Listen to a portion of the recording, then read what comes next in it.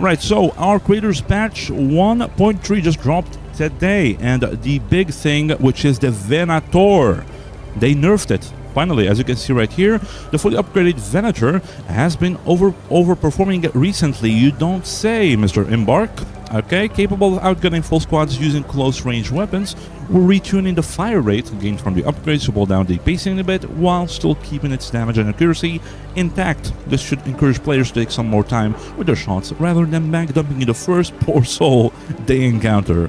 Alright, the community also rightfully pointed out that the weight of the VENATOR was inconsistent with the weights of the other pistols, so we corrected that as well. As you can see, the fire rate, finally, 22, 44, 60. It was 60 plus fire rate on level 4, which is insane. Now it's only 13, 26, and 40 fire rate, which is way more, consistent, which is pretty good. So it's still gonna be OP, but it's not gonna be godly anymore, right? So 40% is still pretty significant, but it's not too godly and outperforming everything, right? So which is nice. And also the weight went from 2 to 5, so it's gonna be way better. So this is the highlight of the patch, kind of. But there's also one more thing, which is the explosive damage, right? Which goes with the deadline mine and the launcher ammo for the hull cracker as well. So as you can see right here, we noticed that the explosive dealt damage to more parts at once than intended, allowing weapons like the hull cracker to kill larger drones too quickly. We adjusted the explosive damage to make it more consistent across the board, and we've rebalanced the damage of the hull cracker to account for that change. This will require the hull cracker shots to need a bit more precision while still handling good damage to the targeted spot. As you can see, rebalanced explosive damage against arc for a bit more consistent experience. Explosive on smaller enemies, example the turrets, are largely unaffected, and explosives on larger size enemies like the bastions or the bombardiers or whatever will typically deal a bit less damage. So what they did here, kind of the recap of this, the hull cracker or explosives, they will deal to the targeted part of the arc more damage on the targeted parts than the AoE damage to the nearby parts, right? So less AoE, more precision targeted damage, pretty much, right? Which is pretty cool, right? So expect that. And also one big change is a deadline mine. It went from 8,000 to 15,000 coins, and you sell it for 3k. From 3k to 5k now, so it became a little bit more expensive. For the crafting, same thing. Explosive compound from 2 and 1 synthesized fuel to 3 explosive compounds now, and 2 arc circuitry. So it became a little bit more expensive to craft as well to account for this. And the trader stock, which is the most important one, went from 3 deadline mines per day to only 1.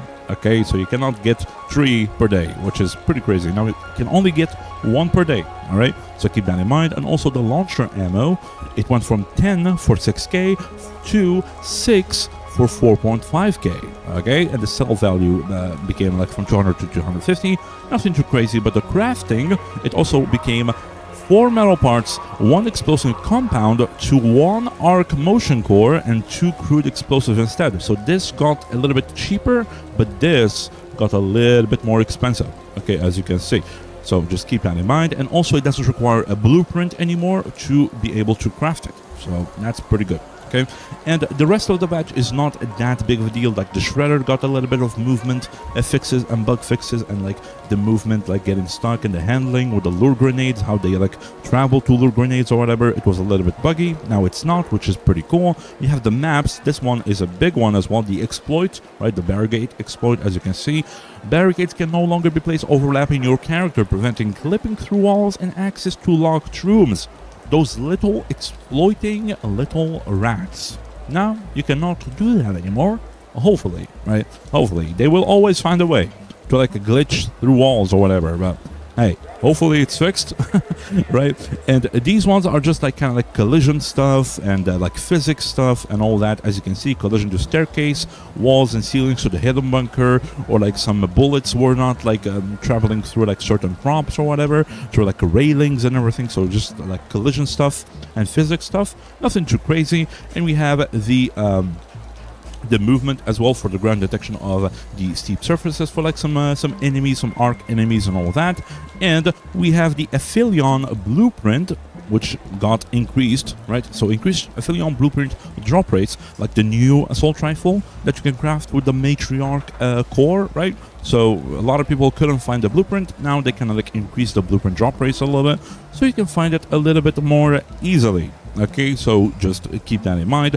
And also, there's one thing about Stella Montes, which is the removed 2-player spawns on Stella Montes that were too close to arc spawn areas and fixed invisibility collision on walls and all that, right? But this is the big one because the spawns on Stella Montes are pretty crazy and they are way too like condensed together near like other player spawns and other enemy spawns as well, like the arc spawns as well. So a lot of people were complaining about this. They kind of like reduce the spawns a little bit and kind of like spread them out apparently a little bit. So hopefully they work on it a little bit more because it's a little bit too crazy there. Okay, but that is also good. And one last thing, your raider den has been ducked out, so you can have as many ducks as you can, as you want, whatever, in your den right now, which is cool. As you can see, it's a sea of ducks, okay, which is pretty ducking amazing. Alrighty,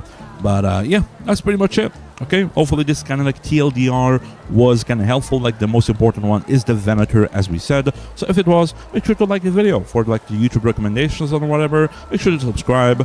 We are trying to reach 1,000, which is gonna be like a big milestone for the channel. So if you can help with that, I would really gladly appreciate that. All right, if you're feeling a little bit generous, make sure to drop a membership on the YouTube side as well to have like some pretty cool perks and support me directly. Speaking of members, shout out to our most recent member, which is Corey, Mr. Corey, with a tier 2 membership, which is pretty insane. So hey, I really appreciate that. That really means a lot for like people to support me directly, which is pretty awesome. Okay, but yeah, we are, by the way, recording this live as we are here. Mr. Pinball right there on the chat.